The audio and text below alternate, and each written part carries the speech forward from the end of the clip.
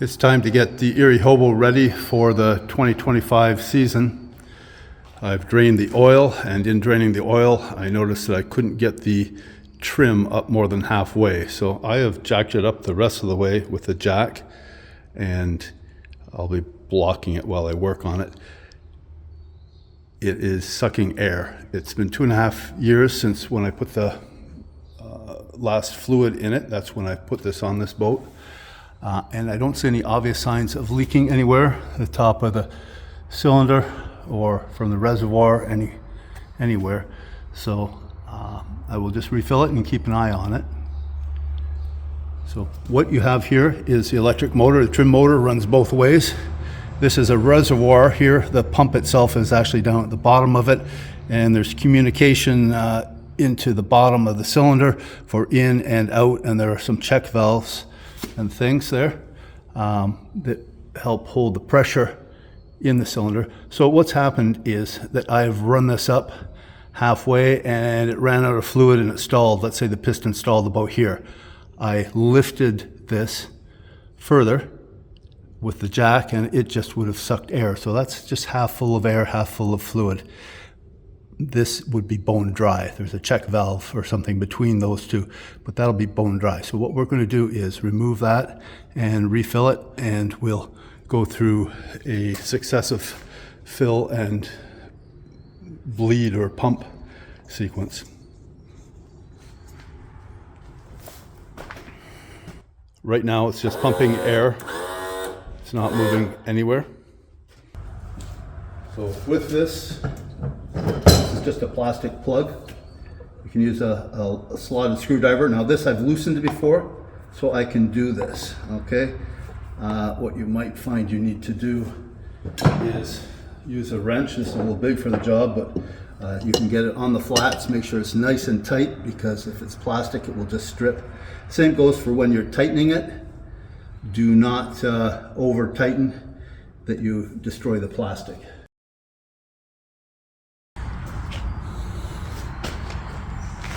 This looks a little janky, but if I get it up high enough. So this is the stop right here. Here we've got the dog. It should go in here. There's a little tap.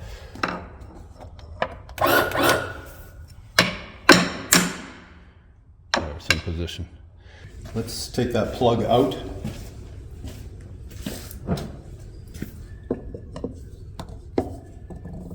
Be prepared.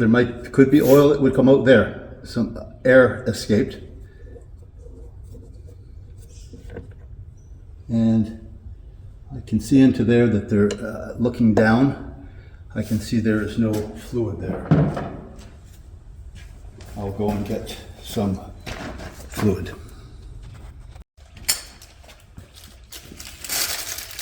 So I have some automatic transmission fluid. The Mercury manual calls out using either Quicksilver power trim and steering fluid or automatic transmission fluid. And that's not uncommon. The transmission plant I used to work at for many years, 30 years, we used automatic transmission fluid in our hydraulics on our machines for many years.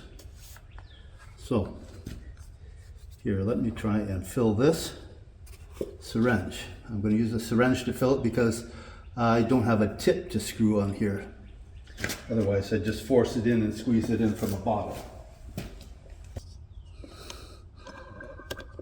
I don't want to spill any.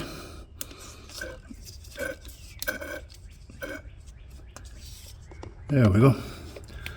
Let's put this in here.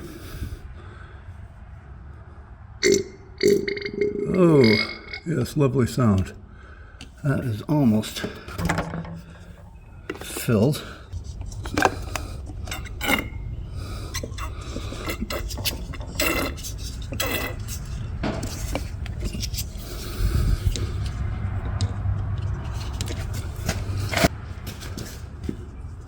Okay, I've moved to this side so I can see what I'm doing.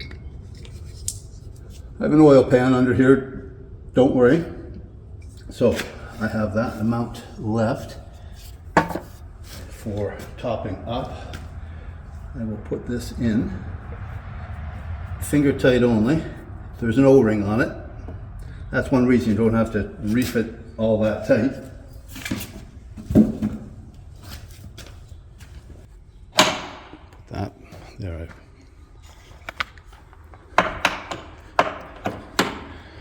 I'll put that back.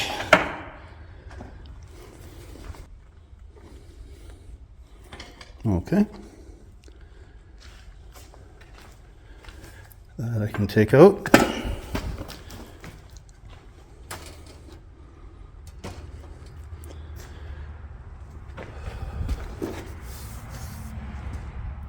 Okay, well, let's put it down.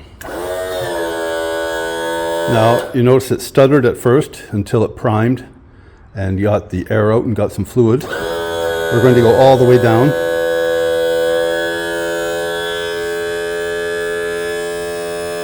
There we go. Clunk. There we are. When you do that, you're just blowing past the relief if you just continue to run the motor when it's hard against the stop. Sort of like your power steering when you hold your power steering hard to one lock and you hear it whine. Okay, let's see how it goes up. Now that took a little bit of an oomph to get going. Okay.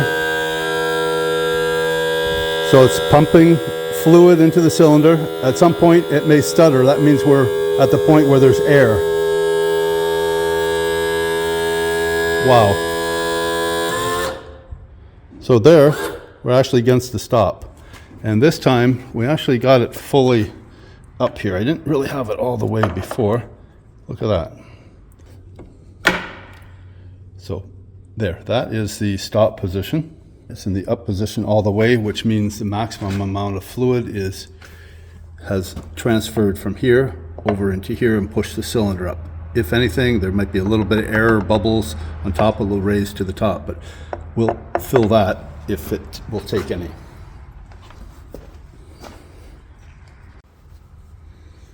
So we'll open that again.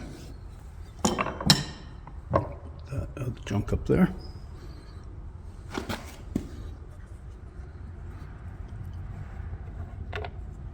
Okay. I can't see there, and you can't because I'll block the light as soon as I move that way. But what we do is we fill any more. We know the maximum amount is in the cylinder. Maximum amount is in here. So it's leaving this a little shy, a little lacking in fluid. Yeah, that's close.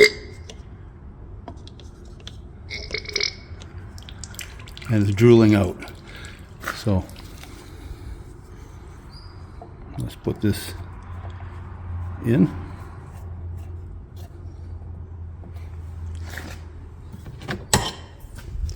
I'll walk around to the other side.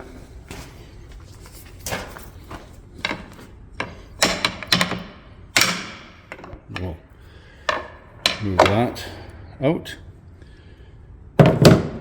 We'll actuate the switch. We'll run it all the way down. That is throwing more fluid to the other side, and I think it actually fills up on top of the cylinder. So it's a closed loop. Now let's bring it up. See if there are any stutters. Okay.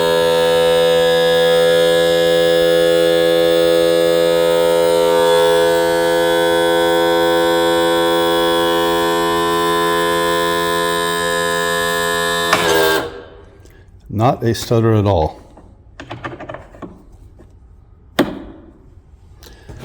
That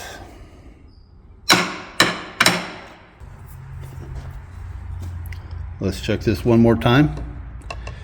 Maybe we got the air, some bubbles or something out of it.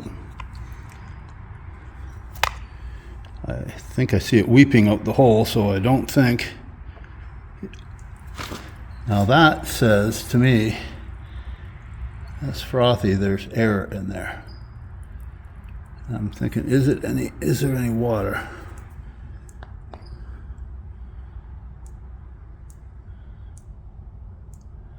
I think that's just from air. But it is full.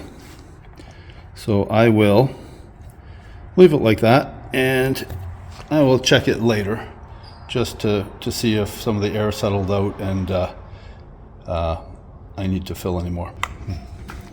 Now you can see it took, I'm going to estimate 50-50, at most 100 milliliters to refill that. That's how much I was low, and that much did affect the function significantly. So we'll keep an eye on this for the summer and see if there are any obvious leaks. Eventually this will possibly need to be rebuilt.